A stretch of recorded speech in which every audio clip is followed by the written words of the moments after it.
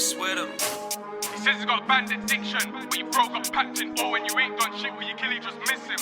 I had the FRO skidding. If I see them man drilling. In fact, man, seen them man drilled it. I ain't even lying and I ain't even living. All of my bros are on, all of my bros are way too savage. If they ain't outside trapping, then they're on the up block trying to... Douche froide, crème de riz, triple café, soleil levant, séance pool, quoi de mieux les potes pour commencer ce nouveau vlog. Donc on part tout de suite sur ce nouvel épisode du projet Indécent en route pour ma première compétition de bodybuilding naturel. On part aujourd'hui sur quelques explications.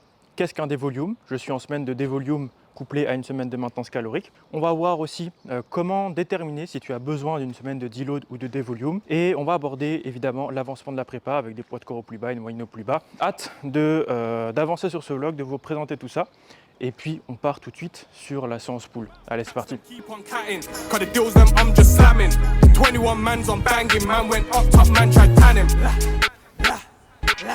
We're winning the beef. I slap my mash at a rascal, need that the GP's all on me. I'm slapping it off. We made wheelers, rally it's hot. Scops on the floor when I step on your block. Them man there recruiting dickheads, funny youths can't ride on my block. Them man there just talking a lot. Come to your block, I'm shooting a lot. Bro said sweet round there, but it's wet round there, so more time using them up. How many times did man get round there? How many times did man get shot? All of you man are shook. You can't even walk to the shop. All of the points that you talking about are all little pops. Come play with the big dogs them, and I'll show you what's what. They're shooting blanks at whips, less than an hour, son got touched. Giving 6 shots in his head like Krillin, one night open TM. Them man there just punks like CM, give them cone when I just see him. I'm on the Mazda, up top swerving, slap this cone from the car. Ups are capping, nothing like mixtape madness, but I'm just mad about bars. Get it? If I ain't got my whap, it's cool. I'll swing my arm. The last time my head was hot, no dong, got 10 toes and slap that dog. God shut me down if I'm lying. In the hood, yeah, it's frying. I hate when man try say that the hands work, but none of them are riding. All of my bros are on, all of my bros are way too savage. If they ain't outside trapping, then they're on the up block trying to bang it. Catch them keep cutting. Et ça fait du bien parfois de s'entraîner un peu moins dur, un peu moins proche de l'échec et avec des charges très légèrement diminuées. La séance est beaucoup plus courte que d'habitude, ça va me permettre de profiter un petit peu plus de ma matinée. Qu'est-ce qu'une semaine de dévolume? C'est tout simplement une semaine où on va réduire drastiquement le volume d'entraînement. Donc là, au lieu d'avoir un top set et un back off set sur chacun de mes exos, je vais avoir une seule série de travail par exercice. Et tous les exercices où j'avais 3 séries classiques, on passe là aussi à une seule série. Tout en restant relativement proche de l'échec, à peu près 1 à 2 RIR sur chaque série et des charges diminuées d'à peu près 20 à 30%. Alors qu'un deload, on va chercher à s'entraîner quand même beaucoup moins proche de l'échec. On va aller viser un 4-5 RIR la plupart du temps et on va souvent diminuer les charges de manière un petit peu plus importante. Selon les protocoles, selon les programmations, on peut descendre d'un plus grand pourcentage que celui que j'ai actuellement en devolume. Le principe ici, c'est de faire drastiquement réduire la fatigue d'entraînement accumulée au cours des semaines de surcharge progressive. Et dans ce cadre-là, on peut utiliser beaucoup de stratégies différentes, que ce soit en diminution du nombre de séries, diminution de la charge selon un certain pourcentage, diminution de la proximité de l'échec. Et il n'y a pas vraiment en bodybuilding de règles fixes et universelles tant que le principe sous-jacent ici est respecté, c'est-à-dire faire chuter ta fatigue accumulée tout en te permettant de garder tes gains musculaires et tes adaptations hypertrophiques et nerveuses réalisées au cours du mésocycle qui vient de se terminer et que tu te sens à l'aise sur la reprise.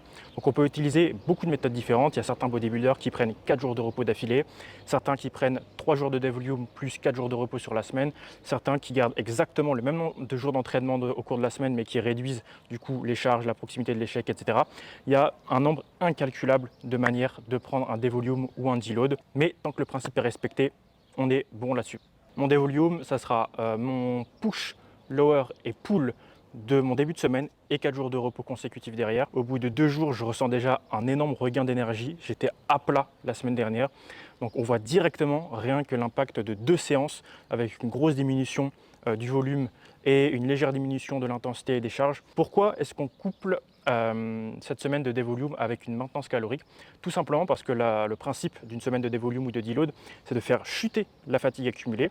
Et quel autre meilleur moyen que de bien récupérer qu'en augmentant l'apport calorique au cours de la semaine. Donc en fait, on fait chuter la fatigue liée à l'entraînement et chuter la fatigue aussi liée à la diète en mettant tout ça sur une maintenance calorique. Alors pourquoi est-ce qu'il y a certaines personnes qui te disent que le deload, le dévolume est totalement inutile en bodybuilding? Ce sont souvent des personnes qui vont auto-réguler leur entraînement selon leur niveau de fatigue. C'est-à-dire qu'au lieu d'avoir un programme structuré sur X nombre de jours d'entraînement dans la semaine ou en respectant une rotation précise, eh bien, ils vont prendre un jour de repos par-ci, 2 jours de repos par-là. Ils vont partir en week-end 3 jours, en famille, en amis. Ils vont se sentir pas super bien sur une séance et ils vont l'arrêter plus tôt. Donc voilà, il y a certaines personnes qui autorégulent beaucoup leur entraînement comme ça. Quand tu autorégules ton entraînement comme ça et que tu ne ressens du coup pas forcément le besoin net de prendre une semaine complète de deload ou de volume, ça peut se comprendre. Mais quand tu as un schéma d'entraînement, une routine d'entraînement, une rotation fixée et que tu le respectes chaque semaine en cherchant à surcharger progressivement sans jamais déroger à cette règle d'assiduité et de surcharge, eh bien, il y a une fatigue qui s'accumule et cette fatigue, à partir d'un moment, il faut la faire redescendre. Et certaines personnes, justement, la font redescendre en sautant un entraînement, en partant au week-end, en décalant leur séance d'entraînement, ce genre de choses-là. Et donc, forcément, ça peut amener à des interprétations différentes par rapport à l'utilité d'un deload. Donc, si tu es du genre à suivre un schéma d'entraînement très carré, très structuré, avec une surcharge qui est vraiment bien appliquée sur le long terme, alors le besoin de deload est indispensable. Par contre, si tu es du genre à prendre quelques jours de repos supplémentaires par-ci par-là, à prendre un week-end de 3 jours et du coup à sauter quelques entraînements, bien sûr, le deload est moins important vu que tu réduis ta fatigue progressivement par X ou Y événement. Voilà les gars, allez, on va rentrer à la maison, on va se faire un sacré repas. On est rentré à la maison les gars, on va se faire des frites au four. Donc je te mets les macronutriments et les calories du repas à l'écran comme d'habitude. Ici j'ai mis 5 g d'huile pour toute la quantité de frites que j'ai, elles sont toutes coupées. Et j'ai mélangé ça, je les pose sur une plaque de cuisson avec papier sulfurisé. Le four est préchauffé à 250 degrés. Et je vais les aligner correctement, je ne vais pas les superposer ou les coller parce que ça cuit moins bien. Convection naturelle pour le four, chaleur traditionnelle, ça dépend. On va se mettre ça au four. Et ensuite, on va aller marcher le temps que les frites cuisent. Donc, je les laisse à peu près 20 à 25 minutes. Allez, je termine de mettre tout ça et j'enfourne. Bon, il est 10h45. On termine un peu les pas pendant que les frites sont en train de cuire. On aura les 10 000 pour la journée.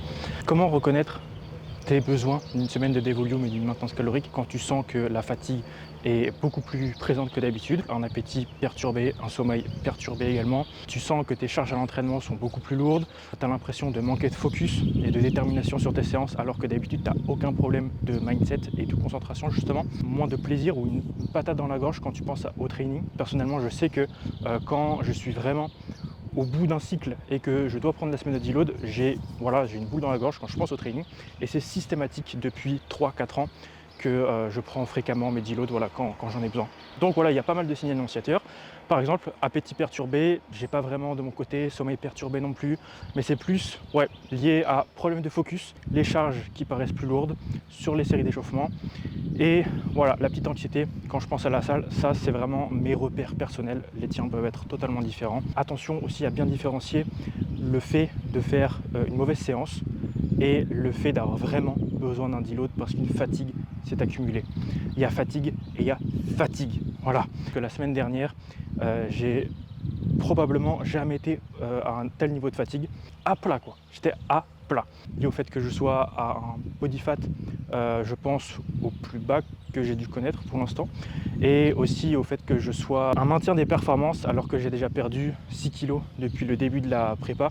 Donc ça fait beaucoup de performances maintenues, beaucoup de fatigue accumulée, tout en ayant des calories qui ont été diminuées graduellement selon les résultats observés. Voilà, je pense que là c'était vraiment le combo où effectivement c'est le combo le plus propice justement à une accumulation de fatigue anormale. La semaine de dévolume et de maintenance calorique arrive au bon moment et comme je t'ai dit, au bout de 2 jours je ressens déjà de super effets positifs, donc vraiment content de ce côté là. Si tu as un petit peu d'expérience, si tu te connais un petit peu, je pense que tu as déjà idée des signes principaux que tu as tendance à voir quand tu as besoin d'un deload ou d'une semaine de maintenance calorique. Quand je dis ça, ce n'est jamais à voir comme une plainte, c'est uniquement une documentation des faits du processus. Justement, j'aime la difficulté, j'aime le challenge, je suis là pour la difficulté, je suis là pour sortir de ma zone de confort et aller explorer justement certains retranchements physiques et psychologiques, et en aucun cas quand je documente le processus et que je peux dire que j'ai faim, je suis fatigué ou quoi, ce sont des plaintes. Je déteste les lamentations en prépa quand c'est un choix personnel et que tu as le luxe de pouvoir te permettre de faire une prépa. C'est prêt, mais comme d'hab, il manque que les frites, donc on attend que ça soit préparé. Ici j'ai 30 g de sauce zéro qui vient de chez Prozis, donc c'est celle-ci. Et on m'avait demandé sur Instagram si elle valait le coup, si c'était bon ou pas. Donc en gros, elle est vachement liquide en fait. Là, il y a 30 g, c'est très liquide. Après, le goût est clairement passable et j'en recommanderais. C'est juste qu'on ne peut pas avoir les inconvénients d'une sauce zéro tout en ayant tous les avantages d'une sauce classique. Donc voilà, faire des concessions et accepter certaines contreparties comme dans toutes les situations ou tous les produits. Le poulet, j'ai l'impression que les prix recommencent à baisser. 9,50 € le kilo. Et j'en ai même acheté à 8,50 € le kilo à Carrefour pour des barquettes de 2,5 kg. Donc franchement cool, je sais pas, ça fait 2 semaines là que je revois du poulet sous les 10 € le kilo, donc ça fait plaisir. On verra sur les prochaines courses si ça se confirme ou pas. Bon, les frites, ça va être bon là, je vais les sortir et je te montre ça. On va voir ce que ça donne. Et en vrai, excellent, je vais me régaler avec ça. Il manque un tout petit peu de cuisson, franchement 2 minutes de plus ça aurait été pas mal, mais j'ai trop faim là, on va y aller.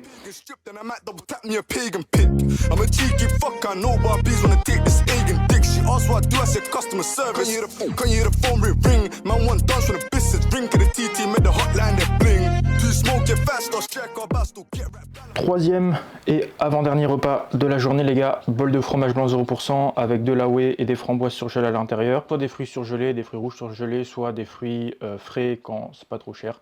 Mais là, les framboises, les myrtilles, les fraises, c'était ultra cher, donc j'ai pris du surgelé. Comment est-ce que je fais à chaque fois avec mon fonctionnement en diète flexible pour avoir mes macronutriments au peigne fin à la fin de la journée sur mon récap MyFitnessPal? C'est vraiment giga simple. Mon repas numéro 1, donc mon repas juste avant l'entraînement, ne change jamais. C'est tout le temps ma crème de riz. Ensuite, mon repas numéro 2, numéro 3 et numéro 4 doivent être équilibrés sur l'apport en protéines pour atteindre mes 200 grammes journaliers. Je ne vais pas en avoir un qui sera à 70 et l'autre qui sera à 20 grammes. Tu vois ce que je veux dire. Ensuite, je répartis les glucides de manière un petit peu plus importante entre le repas numéro 2, donc qui est celui qui est après l'entraînement, et mon repas numéro 4, qui est celui qui est avant d'aller dormir et qui est le plus plaisant parce que j'ai fini tout ce que j'avais à faire au cours de la journée. Et donc, je sais que mon troisième repas, donc celui que je suis en train de manger ici, est celui qui m'importe un peu le moins parce que c'est celui qui est le plus espacé de mes entraînements et c'est celui aussi qui est le plus espacé de mon heure de coucher. Voilà, c'est un peu l'entre-deux entre le repas numéro 2 en post-workout et mon repas numéro 4 avant d'aller dormir. Ce que je fais, c'est que je fais mon repas numéro 2. Donc voilà, à chaque fois, j'utilise à peu près la même quantité de glucides, de lipides et de protéines dessus, avec des repas qui peuvent varier. Et ensuite, je cale à l'avance les macronutriments et les calories de mon repas numéro 4 dans mon application, selon un repas que j'ai envie de me faire. Par exemple, voilà, des frites au four, peu importe. Imagine le plat que tu as envie d'imaginer. Donc, j'ai ma journée, en fait, dans MyFitnessPal qui a les calories et les macronutriments du repas numéro 1, 2 et 4. Je fais en sorte que mon repas numéro 3 vienne calibrer précisément les macronutriments et les calories qu'il me reste à atteindre. Donc estimons qu'il me reste 45 grammes de protéines. Je vais faire en sorte d'utiliser la quantité de fromage blanc et de whey qu'il me faut pour atteindre ces 45 grammes de protéines restants dans l'application. S'il me manque par exemple 28 grammes de glucides, je vais faire en sorte avec le fromage blanc et les fruits rouges d'atteindre ces 28 grammes de glucides. Et si jamais il me manque un petit peu de lipides, je vais faire en sorte d'atteindre un petit peu plus de lipides, par exemple avec, je sais pas, une ou deux gélules d'huile de krill ou un carré de chocolat noir. Peu importe en fait si je dois compléter un petit peu plus au niveau des lipides. On va passer dans la pièce d'à côté là-bas et on va se faire la prep update avec le poids de corps et le posing. C'est parti.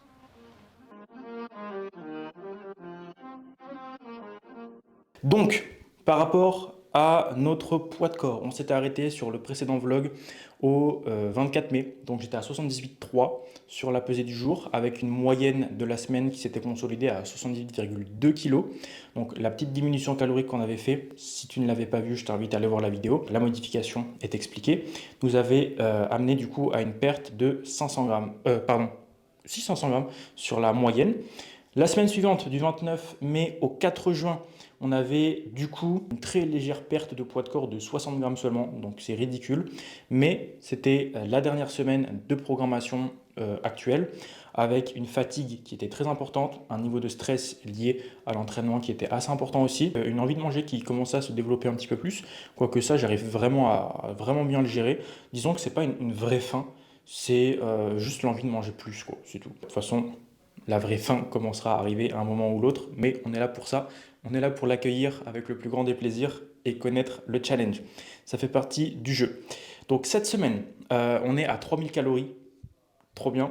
Avec la semaine de Devolume, je ressens directement le regain d'énergie et comme je te l'ai dit tout à l'heure, ça fait vraiment du bien. En seulement 3 jours de Devolume actuellement, je vois directement les effets positifs. Et on est en train de consolider une moyenne à la baisse à 78 kg. Voilà, on est à moins 120 grammes pour le moment. Donc on perd un petit peu de poids de corps sur la moyenne hebdo en mangeant un peu plus.